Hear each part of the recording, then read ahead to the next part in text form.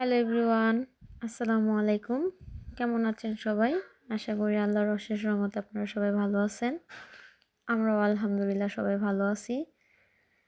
তো আপনারা কে কোথা থেকে আমার ভিডিওটি দেখছেন, আমার ভিডিওটি কেমন লাগে একটা লাইক করতে ভুলবেন না, কমেন্ট করে জানাবেন আমার ভিডিওগুলো কেমন লাগে।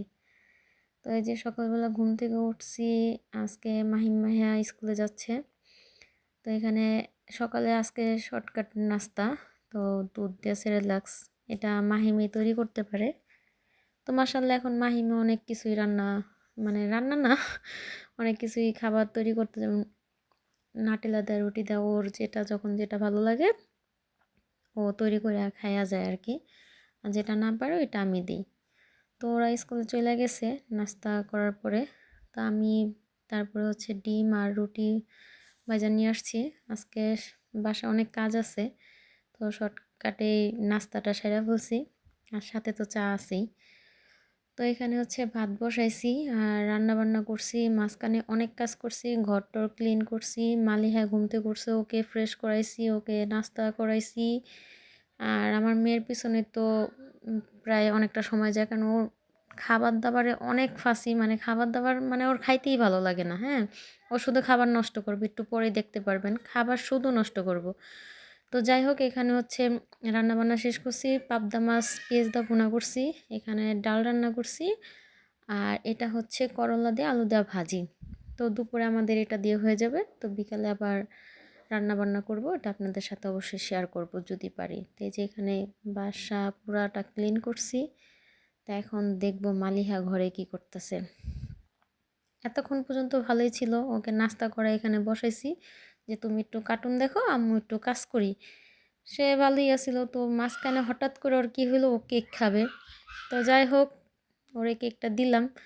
পেট ভরা আছে, যেহেতু আমি ওরে নাস্তা করাইছি, কেক তো খাইলই না। দেখেন কি অবস্থা করছে, পুরা ঘর নোংরা করছে। আর যেহেতু কার্পেট, এটা পরিষ্কার করতে খুবই কষ্ট হয়। যদিও বেকম আছে, বারে বারে তার দিতে মানে ঝামেলা মনে হয়। তো যাই হোক, বাচ্চা মানুষ এটা করবেই। আর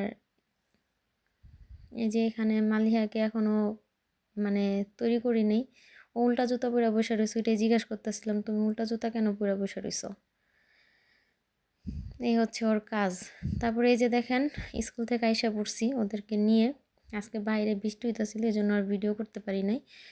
তো ওর বাবা যেয়ে নিয়ে আসছে, আমি দোকানে ছিলাম। তো এই যে আসার পরে ও বাসায় আসবে না, ও বাহিরে থাকবে। কি যে বাহিরে থাকার নেশা ওর, মনের ভিতরে একটু ডর ভয় কিচ্ছু নাই।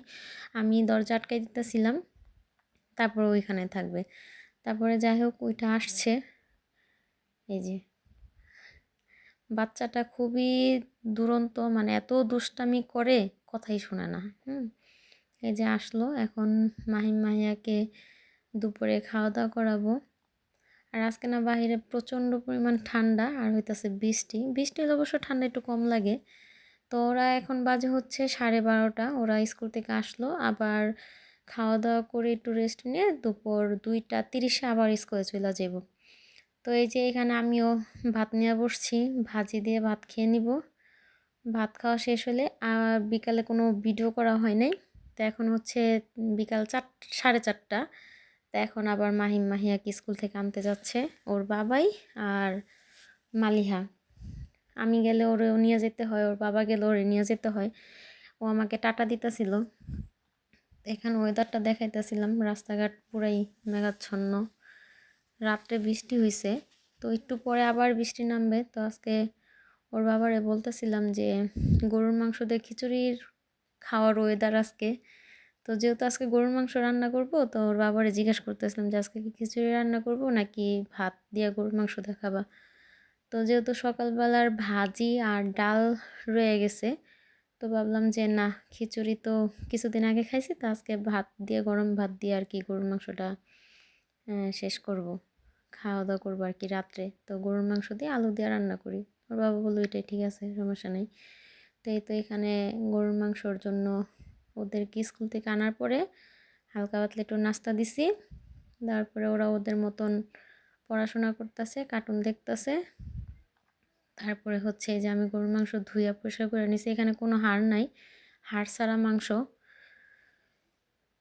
আমি মূলত হাড় ছাড়া মাংস আনি বিরিয়ানির জন্য। এই মাংসটাকে আরও ছোট ছোট করে রান্না করলে, বিরিয়ানি রান্না করলে আমার বাচ্চারা খাইতে খুব পছন্দ করে।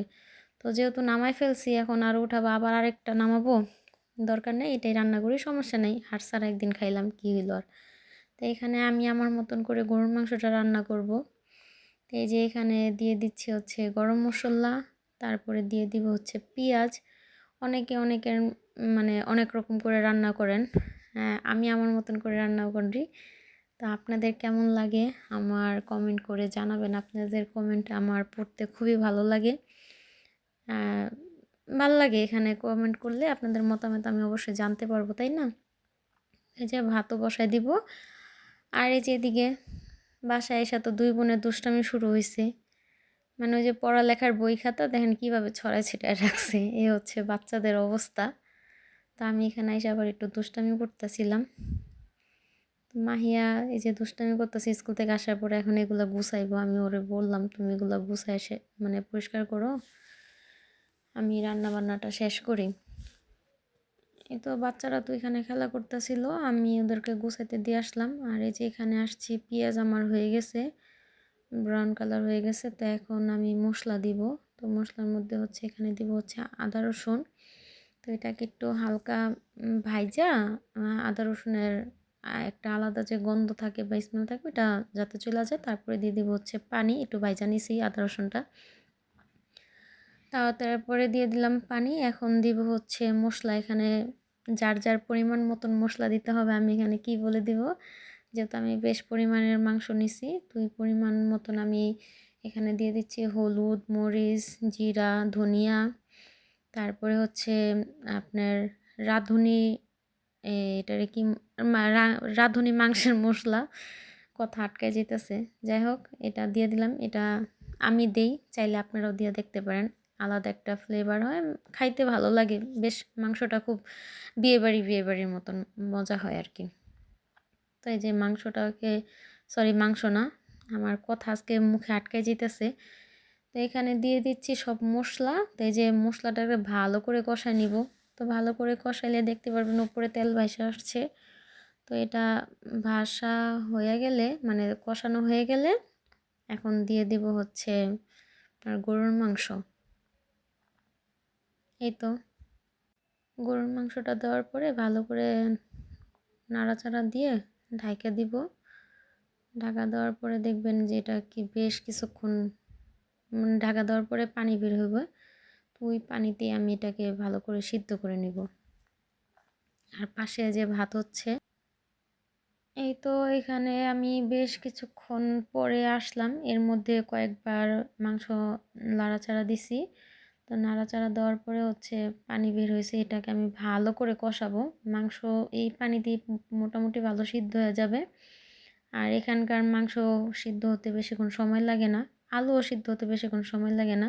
তো এখানে ভাত হয়ে গেছে, আমি ভাতটা এখানে ছাঁকনিতে ছেঁকে নিব। ছাঁকা হয়ে গেলে আমার ভাত আমি এভাবেই রান্না করি। এই তো ভাত ছাঁকা দেওয়ার পরে মাংসর পানি বেশ কিছুক্ষণ ভালো করে মাংসটাকে ভালো করে কষাই নিছি। দেখেন এখন কোনো পানি নাই। তো এখন দিয়ে দিব হচ্ছে আলু।